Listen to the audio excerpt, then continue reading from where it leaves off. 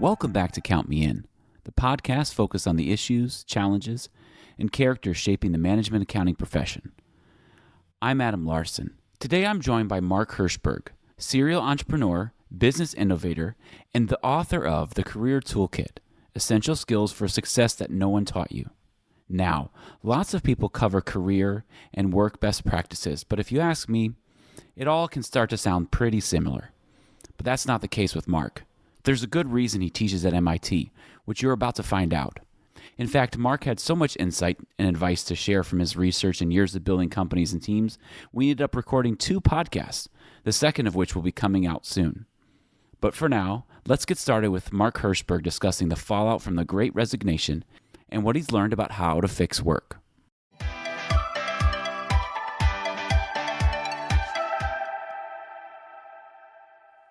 Mark, I want to just thank you so much for coming on the podcast today. And today we're going to really focus on the Great Resignation. And we've all been hearing this term. They've been writing about it since it started in 2021. But I wanted to start off by just you talking a little bit about what it is and what it means for everybody today. Well, thanks for having me on the show today. The Great Resignation is really the term that is an umbrella term for what is the largest rewrite of the capital labor contract that we have seen in a century. Now, certainly we are seeing people leave jobs, quitting, finding better jobs, sometimes going back to their original job, but it's also a larger cultural change about what people are looking for in their jobs. And so we need to recognize this isn't just, well, we have to do a better job hiring or retaining. It is a shift in terms of what people want, and companies need to adjust if they want to stay competitive in the labor market. Yeah, it sounds like it. It also sounds like companies really need to focus in on how do we keep employees as well, because I'm sure during the pandemic, employees were seeing, do I really still need to be here? And that they started asking themselves a lot of questions. Well, that's a really good point, and you get different answers depending on who you ask. When it comes down to any job, it's really about the communication needed. It's about who needs to communicate with whom and when and how best to do that. It's why we have emails, Slack, phone calls, meetings. They're all channels of communicating, whether it's project updates or you and I coordinating and coming up with ideas. That's what a lot of work is. What we found is that certain types of work can be done from home. We don't have to be sitting next to each other. And people have speculated about this for years. I work in technology. We've certainly been on the forefront. I've been working with teams all around the world for years. You can do some of that, but there are limitations to that. And it seems like we might be overshooting a bit in that people don't understand. At first we said, no, you'll have to be in the office 5 days a week. It's like, well, we know we can work when we're in the office 0 days a week. You can work in both modes, but is that optimal? And so there are different facets you need to look at to decide what is the optimal number of days for a particular team at which points. Yeah, and it also seems like it's more than just money that people are leaving because of. A lot of times people leave because of money or because of culture, but all those things. But you can't just throw more money at your employees and say, okay, stay here. That's exactly right. Money is a bit of a factor. And as we record this at the start of the summer in 2022, we've been coming off some of the highest inflation rates that we've seen in a generation. And so you do need more money to stay competitive, and other companies are throwing money at them. But here's the thing, you are probably not the highest payer in your market. One company is, and it probably isn't you. So if you're just competing on money, that's going to be a problem. What we saw is people are responding to these other dimensions. And this is what I meant when I said it's a rewrite of that capital labor contract. It's no longer, I pay you money, you do the work. And so we're seeing employees, particularly younger employees, but we are seeing it across the spectrum. They're looking not just at money, I'm using at compensation in general, whether stock options or salary, but also work-life balance, company culture, alignment to mission, and support, just to name a few.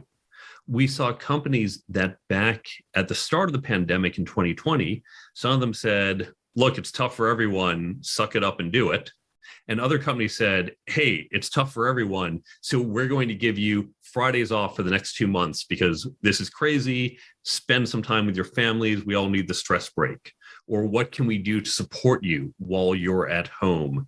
And so the companies that were more supportive of their employees were the ones who basically had more loyalty and had employees say, I know you're looking out for me, and are more likely to stay. So it's important that we really sell our employees, current and future ones, not just on the compensation, but on all these other facets. So what I'm hearing you say, it sounds like company culture is a huge part of avoiding the resignation, but also, when new people are coming on, you want to make sure that they fit that company culture to make sure that they're going to stay on. Culture is very important. Now, by culture, I think a lot of companies get this wrong. They think the culture is the 7 values someone in marketing put on the website that says customer first or whatever the mantra is. And I'm sure there is value to those, but the actual culture of your team might be at your company level. More likely it's at a team or department level, is how you interact day to day. For example, I have a colleague who told me at a former company, the rule was whoever yelled loudest got their way in the meeting. I guarantee you marketing did not put that on the website, but when you show up, that's how you have to behave. And if you're not the type of person who likes to yell and shout in a meeting, you're not going to be effective in that company. Now, that's an extreme example, and most people aren't saying, okay, yeah, let's put yelling as a team value. But it is values such as, are you expected to answer an email at 11 at night? At some companies, yes, you are. Some people are okay with that because you're paying me enough money and I don't mind. Other companies say, no, we really don't expect you outside of work unless there's an emergency. It's things like how often you are expected to be in work. It's how much support they're going to give you. There are companies who say, we're here, we're going to help you with your career. We're going to help you plan out where you're going. We're going to develop you. Other companies say, well, you're here because we're paying you. And if you want to be somewhere else or do some other job, well, that doesn't help me, your boss. So why would I help you? Mm. And those are very different cultures. So you really want to look at that almost tactical group level culture in terms of how you operate the relationships, the trust, and the understanding with other people on your team. So we've been talking about like company cultures and how can best help it, but I can't help but think what if I'm somebody who left my company during the Great Resignation, and I'm thinking, what should I be looking for? What questions maybe I should ask when I'm going into an interview, trying my next job, that I want to avoid the culture I was just at, and I want to make sure that I'm going to the right culture going forward? That's a great question. There are a number of categories of questions you want to ask. So let's look at a few of those. You want to ask about the culture, for example, and you can ask questions like, what 3 words would you use to describe the company culture here? What traits do you value in team members? What personality types are a good fit for the company? These type of questions, they're open-ended. There's no right or wrong answer, but it can help you explore what's important, what those values are. You can ask about management. Ask to your potential new boss, what's your management style or approach? Obviously, ask that of the subordinates as well, because they might have a different perspective. How does a team resolve conflicts? Tell me about your feedback process. What was the biggest conflict that the team faced, and how did they get through it? You can ask about the job itself. What type of onboarding support do you have? What would make someone successful in this road? What would make someone successful in this role? Where will this job take me down the road? You can ask about engagement. How do you help grow your employees? What type of support does HR provide? You can ask general questions. What's the best thing about working at this company? What's the one thing you'd like to change about this company? How long do people tend to stay at this company? So there's lots of different questions. And again, these are not right or wrong answer questions. They're questions that give you insight into the company. Now, 2 important things when you bring this up during the interview process, because it doesn't often come up. And these questions, by the way, are important to both sides. We're looking for a fit, a mutual fit. If you think about dating, It's kind of like asking the question, do you want kids? There's no right or wrong answer, but if someone says I want kids and someone says I don't, right there, you two are not compatible. And that's fine. No hard feelings. This is not a good relationship. So same thing here.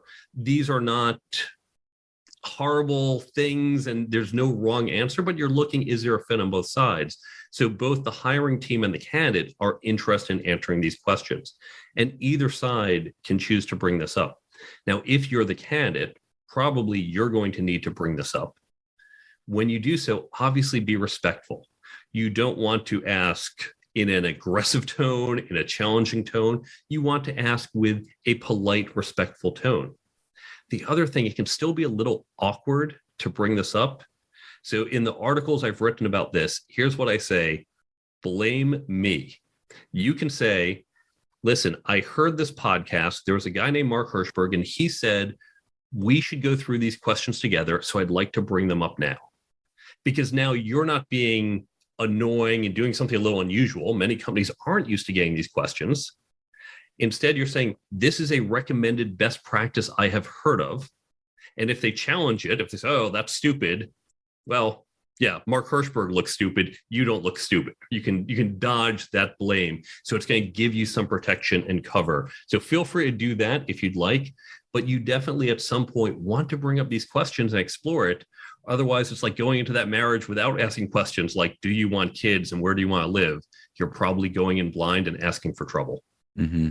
That sounds like it. And we'll make sure we put a link to that article in the show notes so that everybody can take a look at that. So, I think that's wonderful advice. And I wish I'd had that advice many years ago. The different interviews that I've been on, I would have loved to ask those questions. Are there red flags that people should be on the lookout for? Because obviously, when you're listening to those things, you know what you don't want to see in a company. You know what you're looking for. You know what you've been through. But are there certain red flags that if somebody answers one of those questions this way, run? Certainly, I'd say the yelling is a red flag, at least for me. Although then again, I hear stories about at least the old days in Wall Street, where yelling and screaming and people throwing things, that's par for the course. And certain people were attracted to that type of super aggressive culture. Sure. It's really about what's a fit for you. Mm-hmm. Let's just take something simple. Asking a question like, how many hours a week do you spend in meetings? It's a question we don't ask. Now, there are many people who say, I hate meetings. I know I have to do a few of them. Okay, 4 hours a week in meetings, no problem. If they hear 20 hours a week in meetings, oh my God, that can be soul crushing. Probably not a fit for you. There are other people who actually love meetings. And hey, 20 hours a week, bring it on.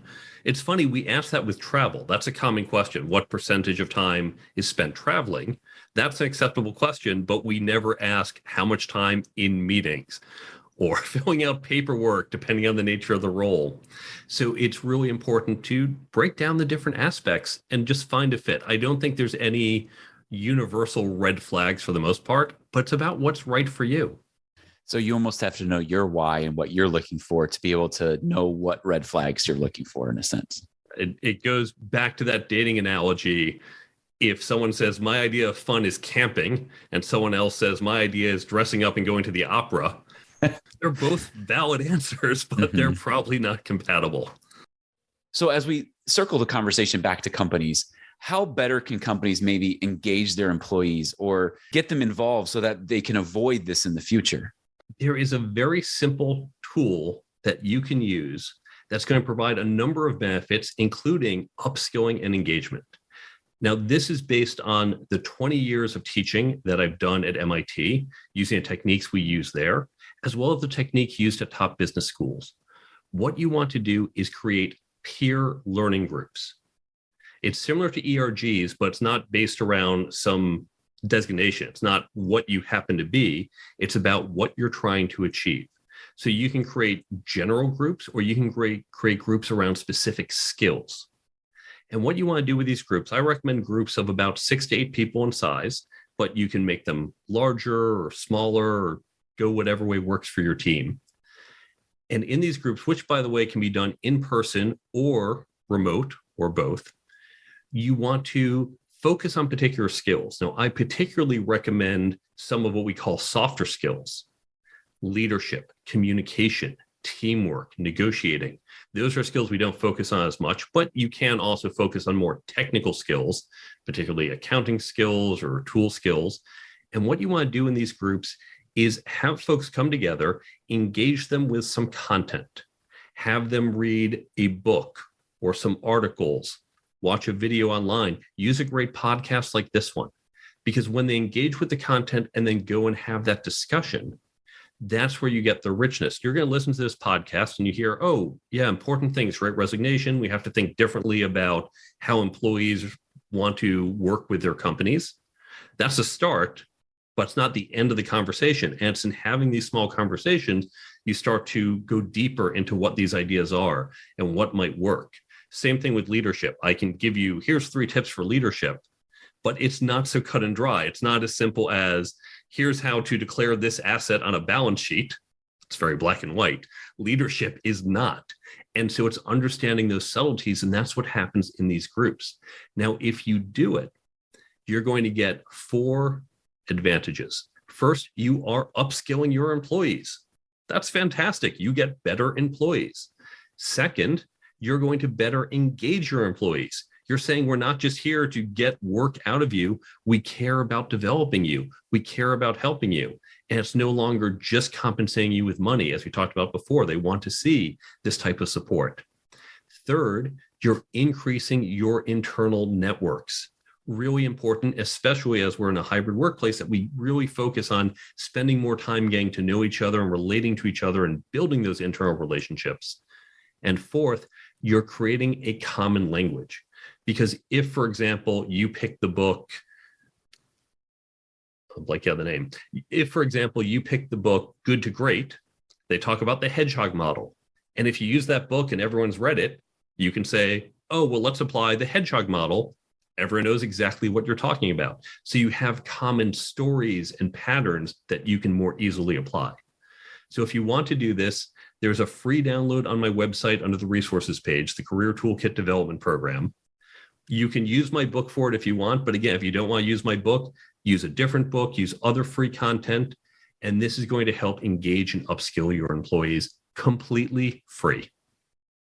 That's great. And we'll put a link to that in the show notes as well.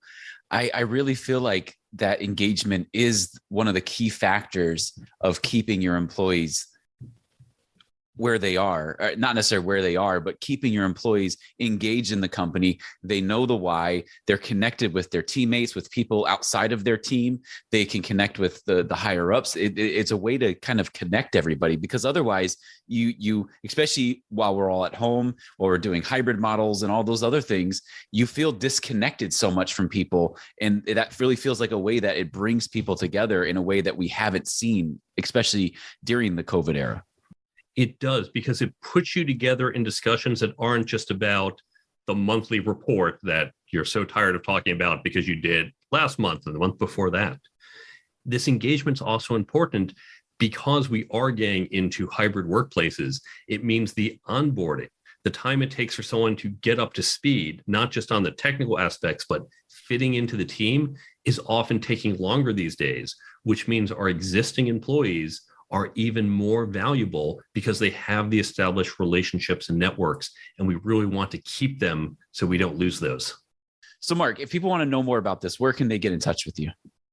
You can go to my website, thecareertoolkitbook.com, and there, of course, you can get in touch with me, learn more about the book I wrote, get the questions we mentioned, or other free downloads on the resources page. All this is here to help you better engage and support your employees. So Mark, as we wrap up the conversation, I just have to ask, is the Great Resignation over?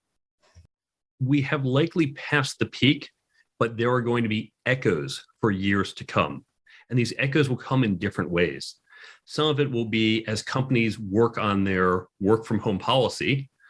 A company may say, we want everyone back 5 days, and they start losing employees.